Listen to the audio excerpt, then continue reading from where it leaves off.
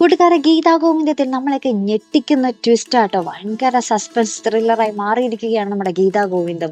അത് ഭദ്രൻ കിടന്ന സ്ഥലത്ത് ഇപ്പൊ കിഷോർ കിടക്കുന്നു. കിഷോറിനെ കൊല്ലപ്പെടുത്തിയത് ആര്? ഭദ്രൻ എവിടെ പോയി? ഭദ്രൻ ഒളിവിലാണോ? ജീവിച്ചിരിപ്പുണ്ടോ?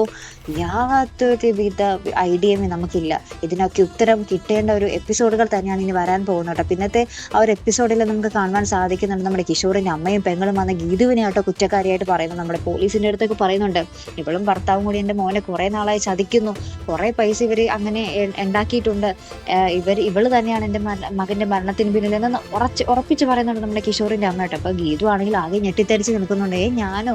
എന്റെ അച്ഛനെ അന്വേഷിച്ചാണ് ഞാൻ ഇവിടെ എത്തിയത്.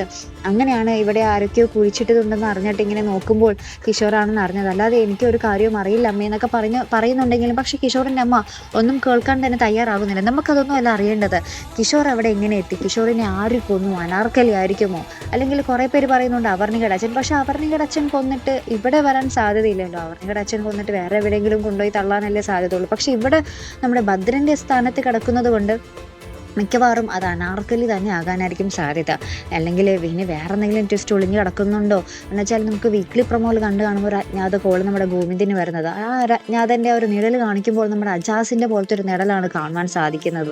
ഇനി നമ്മുടെ അനാർക്കലിയും അജാസും തമ്മിൽ ഒരുമിച്ചോ? അജാസ് ആയിരിക്കുമോ നമ്മുടെ അനാർക്കലിക്ക് വേണ്ടി നമ്മുടെ കിഷോറിനെ കൊലപ്പെടുത്തിയത്? അല്ലെങ്കിൽ അജാസിന് ഓൾറെഡി നമ്മുടെ കിഷോറിനോട് ഒരു ദേഷ്യമൊക്കെ ഉണ്ട്, കാരണം അവർണിക ഈ ഒരു ആക്കിയതിൽ. അങ്ങനെ അജാസ് ആ ഒരു ദേഷ്യത്തിൽ കൊന്നതായിരിക്കുമോ എന്നൊക്കെ നമുക്ക് കണ്ടു തന്നെ അറിയണം. ആരാണ് നമ്മുടെ കിഷോറിനെ കൊലപ്പെടുത്തിയത്? അതിന് ഒരു കിട്ടേണ്ട ഒരു ഉത്തരം തന്നെയാണ്. ഭയങ്കര ട്വിസ്റ്റാണ് അത് സംഭവിക്കാൻ പോകുന്നത് കേട്ടോ. അതിൻ്റെ ഉത്തരം ആരാണെന്നുള്ളത്. പകരം പിന്നീട് നമ്മുടെ ഭദ്രൻ എവിടെ പോയി? ഭദ്രനെ മിക്കവാറും അനാർക്കലി രക്ഷിച്ചിട്ടുണ്ടാകാൻ തന്നെയായിരിക്കും സാധ്യത അല്ലേ?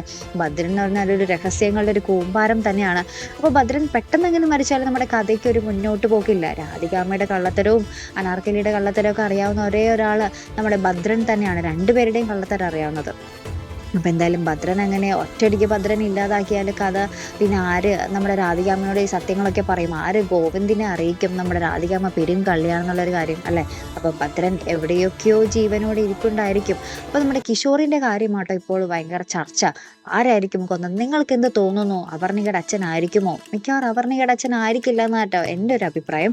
പിന്നീട് അജാസ് ആയിരിക്കുമോ? അനാർക്കലി ആയിരിക്കുമോ? ആരായിരിക്കും? നിങ്ങൾക്ക് എന്ത് തോന്നുന്നു? നിങ്ങളൊന്ന് മറക്കാതെ കമൻറ്റ് ചെയ്യണേ. അപ്പോൾ ഇതുപോലെ പ്രൊമോ റിവ്യൂസിനും എപ്പിസോഡ് റിവ്യൂസിനും ഒക്കെ നിങ്ങൾ മറക്കാതെ ചാനൽ സബ്സ്ക്രൈബ് ചെയ്യുക. അടുത്തൊരു വീഡിയോ വരുന്നത് വരയ്ക്കും ഗുഡ് ബൈ.